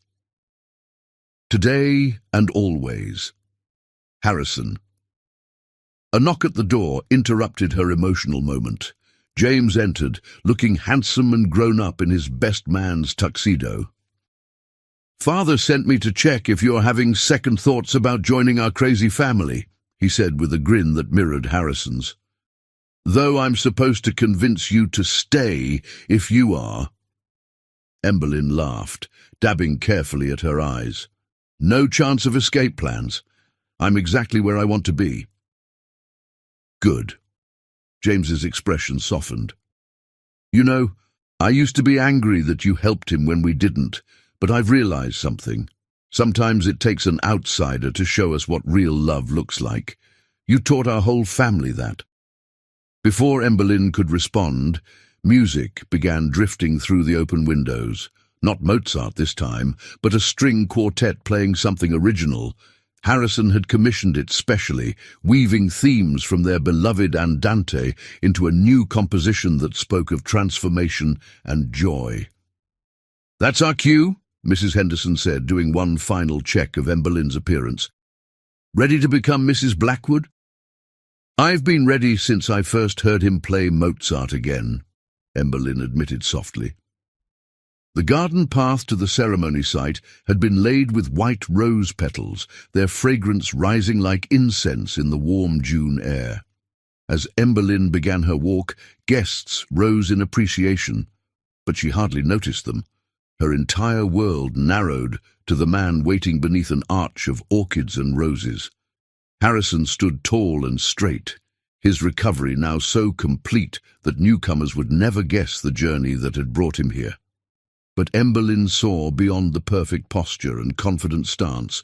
She saw the warrior who had fought his way back from paralysis, the man who had learned that vulnerability could be strength, the soul who had taught her that some kinds of healing went deeper than medicine could reach. Their eyes met across the diminishing distance, and in that moment, all the roles they had played for each other, caregiver and patient, healer and healed, teacher and student, dissolved into something simpler and more profound, two hearts recognizing their other half. Harrison's hands were rock steady as he took hers, though his eyes shone with unshed tears. The minister began the ceremony, but the words seemed to float around them like the flower petals on the breeze, secondary to the symphony of silent communication passing between their joined hands. When it came time for their vows, Harrison spoke first, his voice carrying clearly across the hushed garden. "Emberlyn, you came into my life when I believed all my music had ended. You showed me that even in life's darkest movements, new melodies can begin. You taught me that strength isn't about standing alone, but about being brave enough to lean on someone else until you remember how to dance." His thumb brushed across her knuckles as he continued, "I vow to be your partner in all of life's symphonies. Both the harmonious passages and the challenging ones. I promise to cherish not just your capacity to heal others, but your own need sometimes to be held and healed. I vow to remember that love, like recovery, is a daily choice. And I choose you, today and always." Tears spilled freely down Emberlyn's cheeks as she responded, "Harrison, you think I taught you about healing, but you taught me about living. You showed me that sometimes the strongest hearts are the ones that have been broken and rebuilt. You helped me understand that caring for others doesn't mean sacrificing yourself. It means finding someone who makes you stronger through partnership." Her voice grew stronger as she continued, "I vow to be your equal in all things, to celebrate your triumphs and support you through challenges. I promise to remember that miracles don't just happen. They're built day by day through love, faith, and determination. I vow to dance with you through whatever music life plays, and to help create new songs when the old ones end." The exchange of rings felt like a formality. Their truest bonds had been forged months ago through shared struggles and victories. But when Harrison's hands, once paralyzed but now sure and strong, slipped the wedding band onto her finger to join her pearl engagement ring, the symbolism brought fresh tears to both their eyes. "I now pronounce you husband and wife," the minister declared, but they had barely waited for his "you may kiss the bride" before coming together in a kiss that spoke of endings and beginnings, of battles won and horizons yet to explore. As they turned to face their cheering guests, the string quartet began their commissioned piece again. But this time, as twilight painted the sky in watercolor hues and crystals began to catch the first starlight, Harrison surprised everyone by leading Emberlyn not toward the reception tent, but to the baby grand piano that had been positioned in the garden. His fingers, strong and sure now, began to play. Not their usual Mozart, but something new. Notes rose into the evening air like prayers of gratitude, and as Emberlyn recognized the melody he'd helped compose for their wedding, she realized it was both a celebration of their journey and a promise of adventures yet to come. They had begun as caregiver and patient, became partners in healing, and emerged as equals in love. And as Harrison played their song beneath a canopy of stars and orchids, surrounded by family and friends who had witnessed their miracle, Emberlyn knew that some symphonies never truly end. They just transform into even more beautiful movements. Chapter 13. Full Circle. 5 years had transformed Blackwood Manor from a place of healing into a sanctuary of joy. The grounds, once formal and austere, now echoed with children's laughter as 4-year-old Charlotte Grace Blackwood chased butterflies through her mother's carefully tended garden. Her younger brother, Thomas Harrison Blackwood, toddled after her on chubby 2-year-old legs, determined to keep up with his sister. Emberlyn watched from the greenhouse doorway as Harrison swung their daughter up into his arms, his movements fluid and strong, no trace remaining of the paralysis that had once threatened to define his life. Charlotte's giggles mixed with the sound of wind chimes Mrs. Henderson had hung throughout the garden, creating a symphony of domestic bliss that still sometimes caught Emberlyn off guard with its perfection. "Mama!" Charlotte called, waving frantically. "Papa's showing me the orchids you saved. Can we grow more?" "Your mother Harrison said, carrying their daughter toward the greenhouse, is the finest orchid whisperer in all of New England. Did you know she once saved a very special flower that everyone else thought was broken beyond repair? Like you, Papa, Charlotte asked, with the innocent wisdom of childhood. Mommy said she helped make you better when you were sick. Harrison's eyes met Emberlyn's over their daughter's dark curls, love and gratitude still evident after all these years. Yes, my dear, exactly like that. The moment was interrupted by Mrs. Henderson's appearance on the terrace. Mr. Blackwood, Mrs. Blackwood, there's someone at the door asking for Emberlyn, a young man. Emberlyn's heart stuttered as she recognized the figure standing uncertainly in the manor's entrance hall. Asher had aged in the years since she'd last seen him, lines around his eyes speaking of hardship, his once pristine clothes showing signs of wear. Lynn, he said softly, using the childhood nickname that suddenly felt like a stone in her throat. I didn't know where else to go. Harrison appeared silently beside her, Thomas drowsing against his shoulder. His presence offered strength without pressure, support without demands. He had learned about Asher over their years together, understood the complex web of love and pain that bound Emberlyn to her brother. Ruby left, Asher continued into the silence. Took everything. I've been trying to make it on my own, but... He swallowed hard. I remember what you said, about helping those who have no claim on you. I thought maybe... Mama? Charlotte tugged at Emberlyn's skirt, looking curiously at the stranger. Who's that man? The question crystallized something in Emberlyn's heart. Looking at her daughter, who had her eyes and Harrison's smile, she saw how far she had come from the young woman who had defined herself solely through sacrifice for others. That's your Uncle Asher, she said quietly. Someone who needs help remembering how to stand on his own. Harrison's free hand found hers, squeezing gently in support of whatever she decided. This was what real partnership meant. Not solving each other's problems, but standing together as decisions were made. There's a position open at the rehabilitation center, Emberlyn said carefully. The center was her pride and joy, a state-of-the-art facility she and Harrison had opened 2 years ago, combining his medical technology innovations with her practical experience in patient care. Entry-level, but it's honest work, and, she glanced at Harrison, who nodded almost imperceptibly. We have a guest house on the grounds. Asher's eyes filled with tears. After everything I did, everything I said. I learned something important from a very wise patient, Emberlyn said, feeling Harrison's smile without having to look. Sometimes the strongest hearts are the ones that have been broken and rebuilt. Sometimes healing comes through helping others find their way back to themselves. I don't deserve a second chance, Asher whispered. No one deserves chance, Harrison spoke up, his voice gentle but firm. They earn them through choices and actions. The question is, what will you choose to do with this one? Charlotte, ever her father's daughter in intuition, walked over to Asher and took his hand with the simple trust of childhood. Want to see Mama's special orchids? They were broken, but now they're pretty again.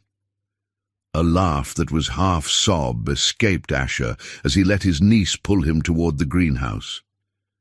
Emberlyn watched them go, feeling the perfect rightness of the moment, not because everything was fixed, but because she was finally strong enough to offer help without losing herself in the giving. That evening, after the children were asleep and Asher had settled into the guest house with promises to report for work training the next day, Emberlyn and Harrison sat in their favorite spot in the garden. The same bench where he had once struggled through physical therapy now held them comfortably as they watched stars emerge above the maple trees.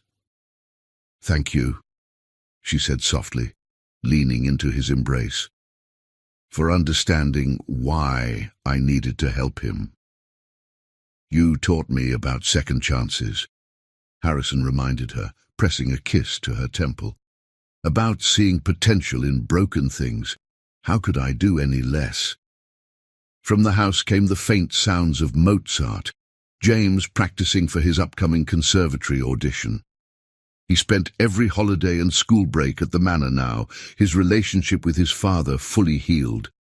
Even Vanessa had mellowed somewhat, though her visits were still primarily confined to major holidays and grandchildren's birthdays. "Do you ever regret it?" Harrison asked suddenly, "taking on a broken man as your patient all those years ago?"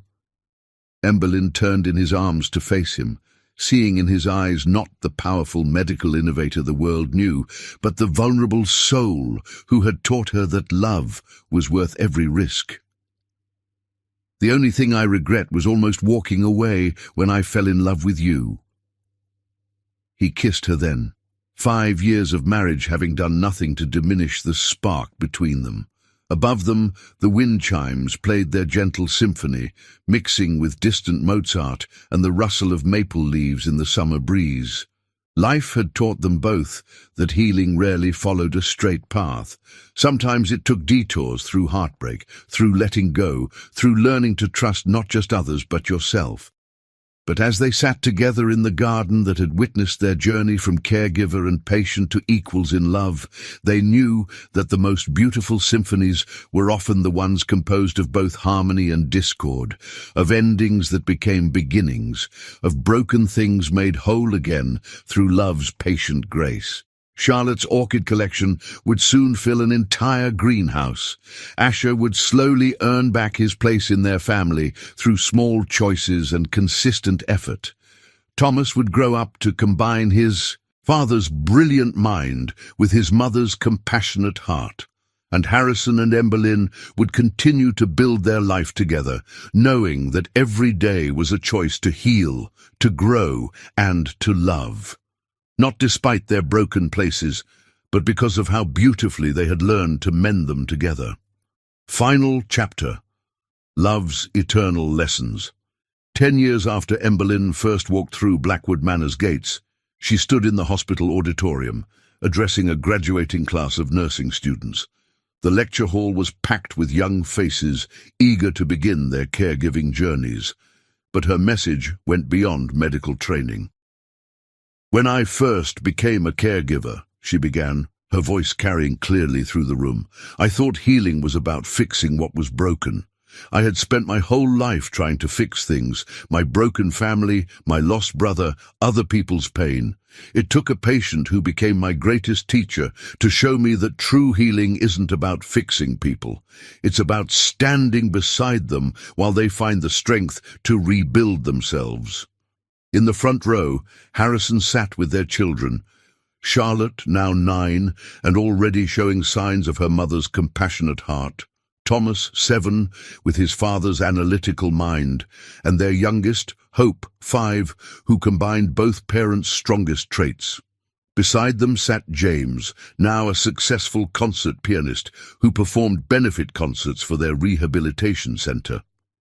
"To the struggling women out there," Emberlyn continued, her voice softening with emotion, "I want to share what this journey has taught me. Your worth isn't measured by how much you sacrifice for others. Sometimes the bravest thing you can do is allow yourself to be loved. Sometimes the strongest choice is accepting help instead of always being the helper." She touched the charm bracelet she still wore, now heavy with a decade's worth of meaningful moments. "To those who think love isn't possible because life has left you feeling broken, your scars are not flaws to be hidden, but proof of your resilience. The right person won't ask you to be perfect. They'll help you discover that your broken places can become the source of your greatest strength." Harrison's eyes met hers across the room, still holding the same love that had transformed both their lives. Their story had become something of a legend in medical circles. The paralyzed tech innovator and the caregiver who helped him walk again. But the true miracle, they both knew, wasn't in the physical recovery. It was in learning that love doesn't divide when shared. It multiplies. And to the men who believe loyalty and commitment are outdated concepts, she added, her voice carrying a gentle challenge, look around you. Real strength isn't in never needing help, it's in being brave enough to accept it. True masculinity isn't about never showing weakness. It's about having the courage to be vulnerable, to stand by someone through their darkest moments, to love not in spite of imperfections, but because of how beautifully they can be overcome together. In the audience, Asher sat with his new wife, a kind-hearted physical therapist who had helped him learn that love was about growth, not possession. Their 2-year-old daughter slept peacefully in his arms, a symbol of how far he had come in his own journey of healing. Our story isn't just about romance, Emberlyn continued. It's about the choice we make every day to see the best in each other, to believe in possibility even when evidence suggests otherwise. It's about understanding that sometimes our greatest struggles become our greatest gifts, if we're brave enough to learn from them and fortunate enough to find people who help us carry them. She gestured to the rehabilitation center, visible through the auditorium windows, a modern facility that combined Harrison's technological innovations with her practical caregiving experience. This center stands as testament to what can be built when we combine innovation with compassion, when we understand that healing happens not just through medicine, but through love, patience, and unwavering faith in human potential. The students listened intently as she concluded, "So, if this story touches your heart, share it. Not because it's a fairy tale. We've had our struggles, our doubts, our moments of fear. Share it because it's real. Because it shows that love isn't about finding someone perfect. It's about finding someone who teaches you that perfection isn't the goal. Growth is." As she stepped down from the podium, Harrison met her halfway, taking her hand in his still strong grip. In the decade since his recovery, he had never taken their ability to touch for granted. Each caress, each embrace remained a celebration of possibility. Their children surrounded them, followed by James and his wife Asher and his family, and even Vanessa, who had finally found peace with their happiness. Mrs. Henderson now, retired but still a beloved part of their extended family, dabbed at her eyes with her ever-present handkerchief. That evening, as sunset painted the manor in shades of promise, the family gathered in the garden that had witnessed so much of their journey. The original orchid, the survivor that had started it all, had propagated into hundreds, creating a living testament to how beauty multiplies when nurtured with love. Mozart played softly from the conservatory, where Charlotte practiced piano under James's tutelage. Thomas explained his latest science project to Harrison, while Hope helped Emberlyn tend to new orchid shoots. The scene was beautifully ordinary, and all the more precious for being once thought impossible.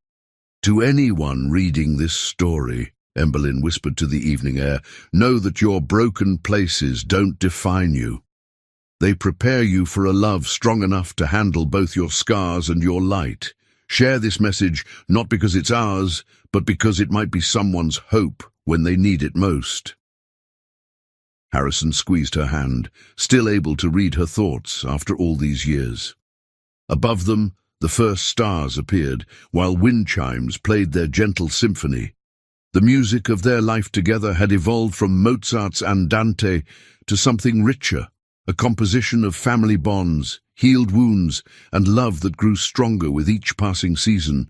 And somewhere, perhaps, another heart was learning that broken things could become beautiful again, that healing came in many forms, and that love's greatest miracles often arrive disguised as life's greatest challenges. The end.